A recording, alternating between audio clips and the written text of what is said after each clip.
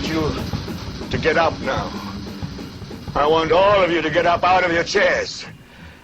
I want you to get up right now and go to the window, open it, and stick your head out and yell, "I'm as mad as hell, and I'm not going to take this anymore!" Good evening, everybody. Welcome to Smith Radio, along with your host, Brian Smith, and Gary Smith on the phone.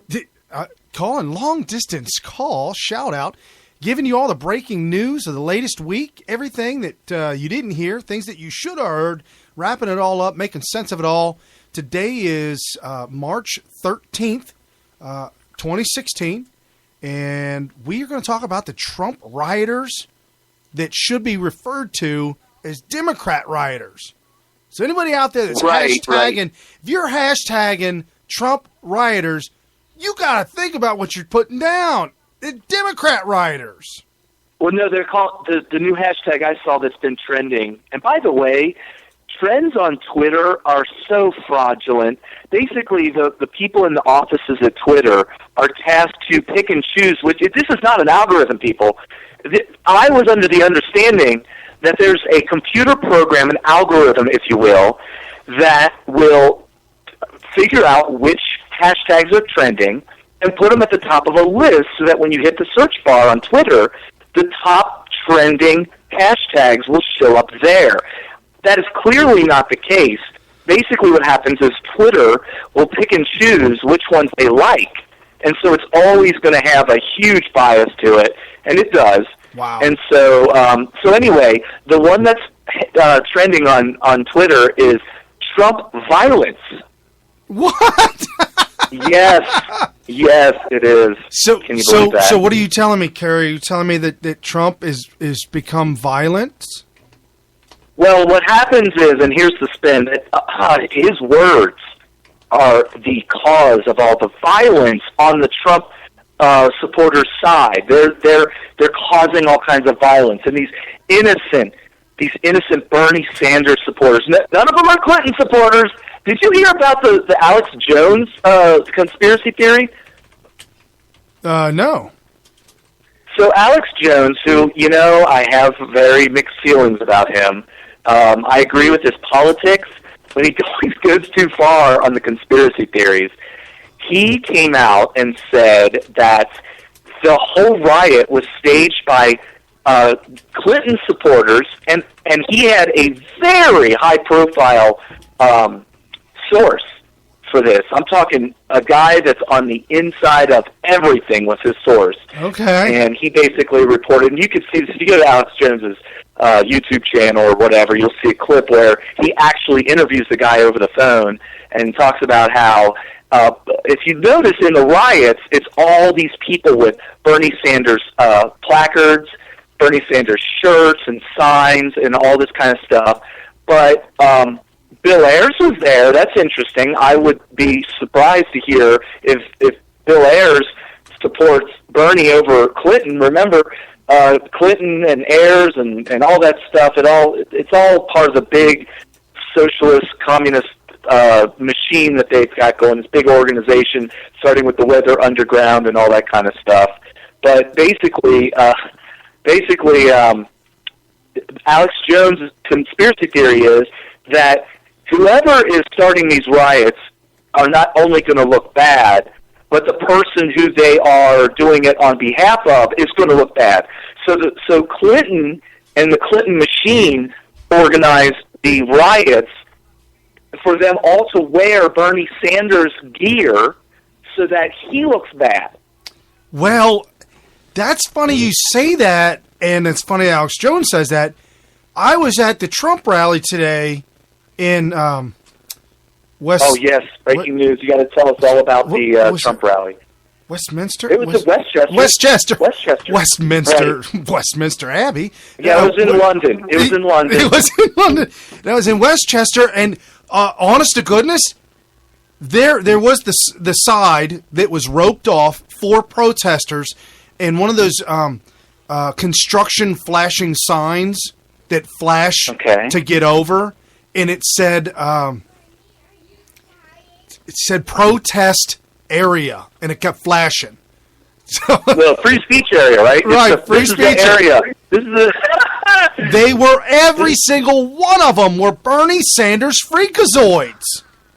Well, in all fairness, and this is going to kind of counter to what Alex Jones is trying to say in the conspiracy theory, I would suspect that if you have a large group of leftist protesters who are willing to either get violent or get vocal or get involved, I would suspect that it would be a Bernie Sanders supporter because they tend to be on the younger side, the more emotional side, whereas you got your Clinton supporters, which are probably, and I'm what do they call this? I almost feel like I'm lumping everybody into groups here, but it would seem as though, in my opinion, that you would have a lot less politically active and those kind of people on Clinton's side. You like more of an older crowd who's just kind of like a silent. They're like a silent minority. Well, yeah. I mean, I could see that. However, right, whereas the Bernie Sanders people, they just want to take everything over by force. Right. I talked with a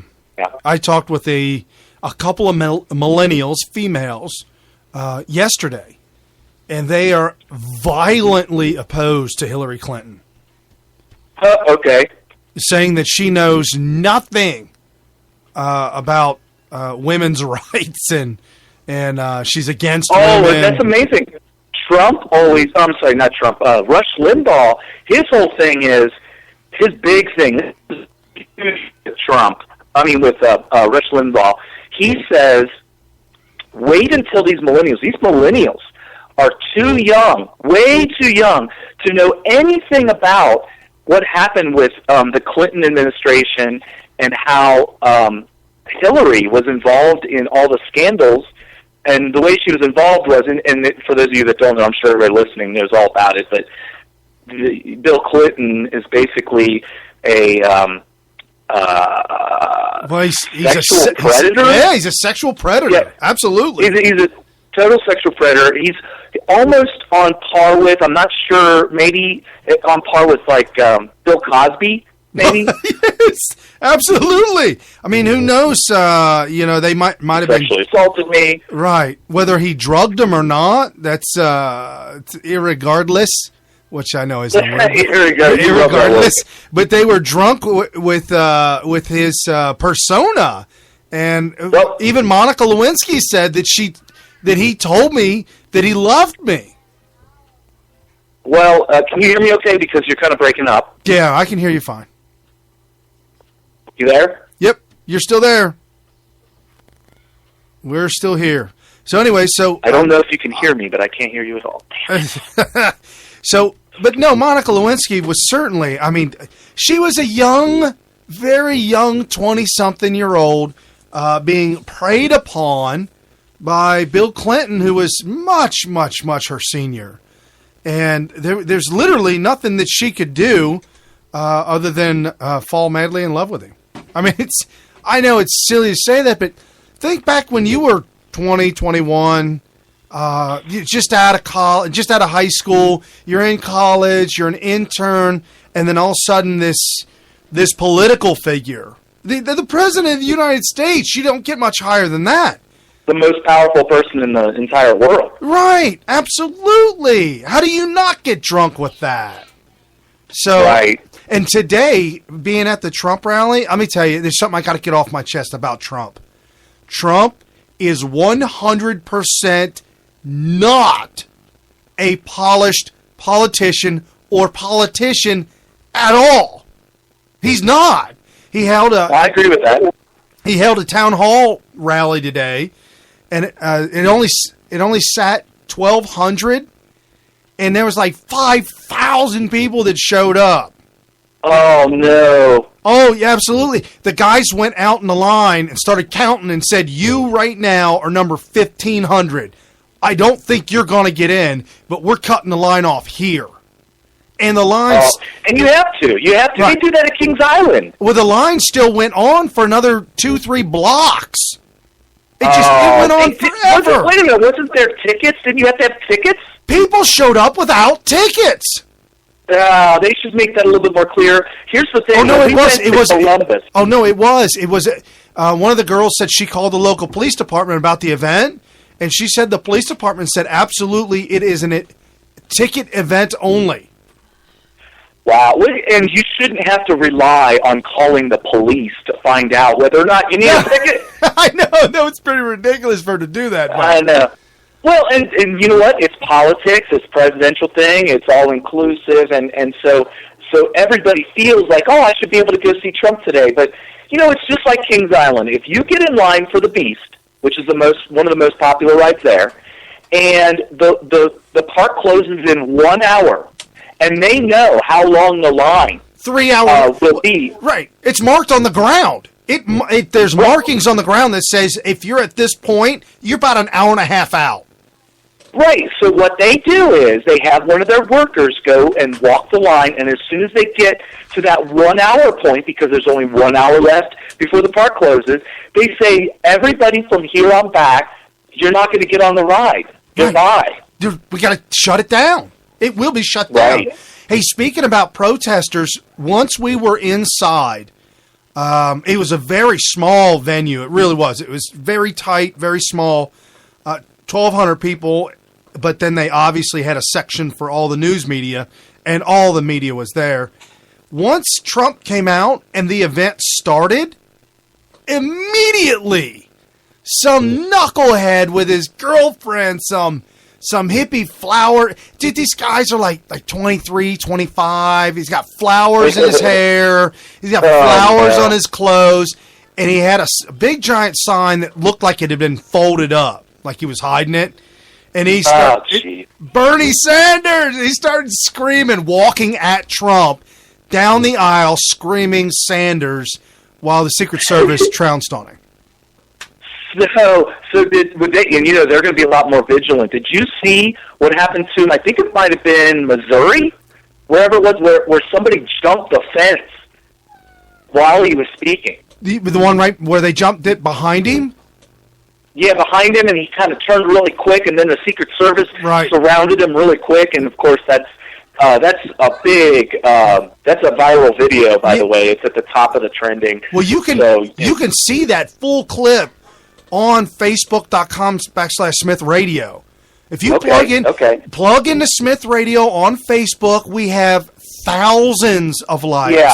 Thousands. Everything that we talk about on this show, you're going to be able to see a lot of the clips that we refer to either on our Facebook page or on Sick Bias and stuff like that. So definitely go check all that stuff out. Right. And our videos on Smith Radio on our Facebook page, tens of thousands, some of them hundreds of thousands of views. I mean, they're great videos.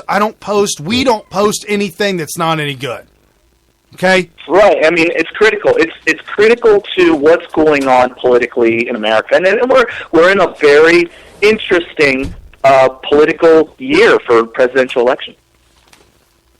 I mean, how could you not you can't look away from the train wreck. Right. No, you're absolutely right. So the event went off without a hitch for the most part. Once I was going to have the sound bites queued up, but go to Smith Radio on Facebook. I'll have all the video up there of the event. Once the rioter was taken away, everybody started chanting Trump, Trump, Trump. And then Trump started laughing. He said, "You know what, folks? I don't mind this kind of stuff. It makes it more exciting." Right. Hey, you might want to be careful with your phone. I think you pressed a button. So, but anyway. What? No, that. I didn't press anything. It sounded. Nope. It sounded like a dial. It sounded like you dialed a number. But anyway, we're good. It wasn't on my end. I don't even have the phone on my face. But we're good. So anyway, no, that's good. So the guy got. Let me tell you something. I've been watching politics for a long time, and every once in a while, something crazy will happen right in front of a presidential nominee, or even the president of the United States, or whatever. And let me tell you something. This is a message for all you Twitter idiots out there who keep on posting,